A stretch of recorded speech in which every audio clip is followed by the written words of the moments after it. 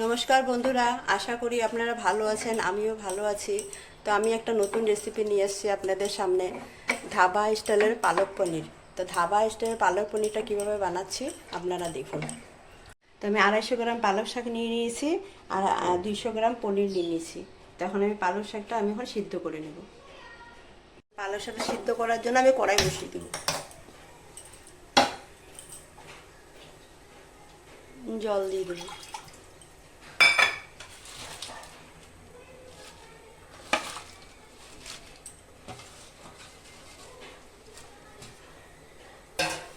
2 minute আমি ঢেকে দেব।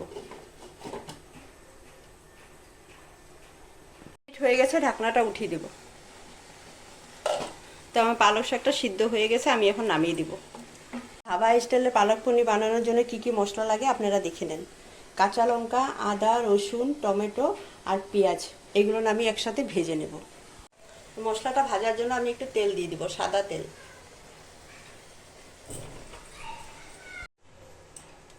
পেঁয়াজ, কাঁচা লঙ্কা, রসুন, আদা, টমেটোটা পরে দিব। এটা এখন ভাজা হয়ে গেলে তারপরে টমেটোটা দিব। পেঁয়াজ, কাঁচা লঙ্কা, আদা, রসুন ভাজা হয়ে গেছে। আমি এখন টমেটোটা দিয়ে দিব। টমেটোটা দিয়ে আরেকটু ভেজে নেব।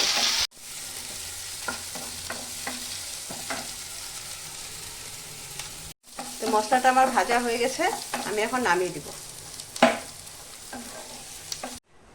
মশলাটা আমি একটু ঠান্ডা করে তারপরে বেটে নেব। শাকটা ঠান্ডা হয়ে গেছে, আমি এখন পেস্ট করে নেব।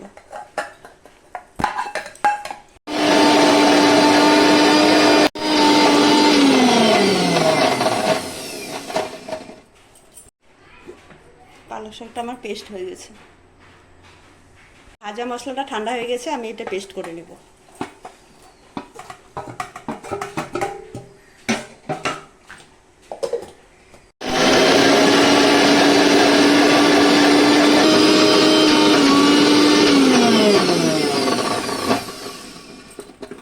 ধাবা স্টাইলে পনিরটা বানানোর জন্য ফোড়ন দিব।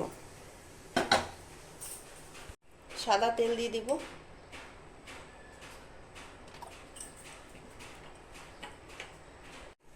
তেজপাতা, গোটা শুকনো লঙ্কা,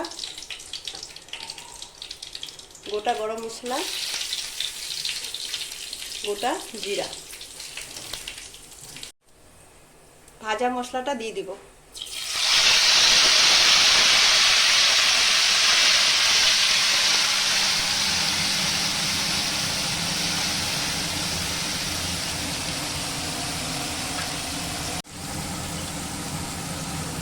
স্বাদ মতন লবণ দিয়ে দিব। পরিমাণ মতন হলুদ দিয়ে দিব। ধনিয়া গুঁড়া দিয়ে দিব। জিরা গুঁড়া দিয়ে দিব। কাশ্মীরি লঙ্কা গুঁড়া দিয়ে দিব। মশলাটা এখন ভালো করে ভেজে নেব।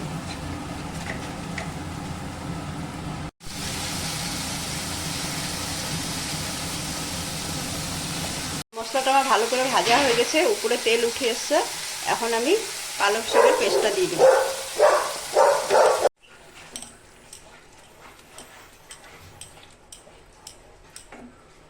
মশলা আর পালক শাকটা একসাথে ভালো করে মিশিয়ে নিয়ে পনিরটা দিয়ে দিব। পনিরটা আমি ভাজে নাই, কাঁচা পনিরই দিয়েছি।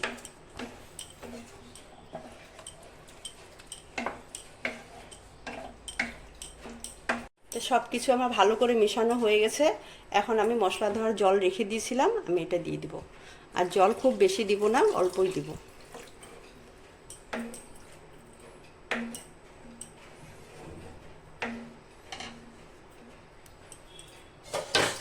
তাই আমি 5 মিনিট ঢেকে দিব।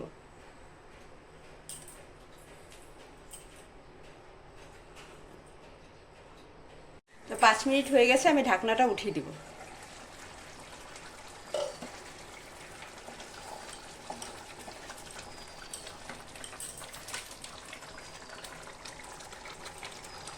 অল্প গরম মশলা পাউডার দিয়ে দিব।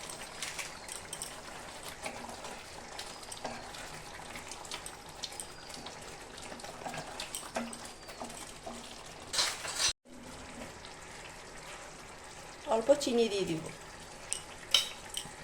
ঝাল চিনি সব কিছু একসাথে হলে ভালো লাগে। কস্তুরি মেথিটা আমি গরম করে রেখেছিলাম, এখন আমি দিয়ে দিব।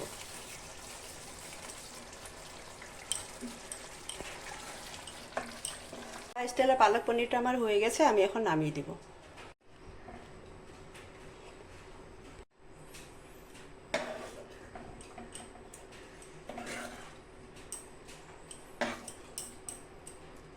ধাবা স্টাইলের পালক পনিরটা আপনাদের কীরকম লেগেছে আপনারা কমেন্ট করে জানাবেন, আর আমার চ্যানেলটা সাবস্ক্রাইব করবেন।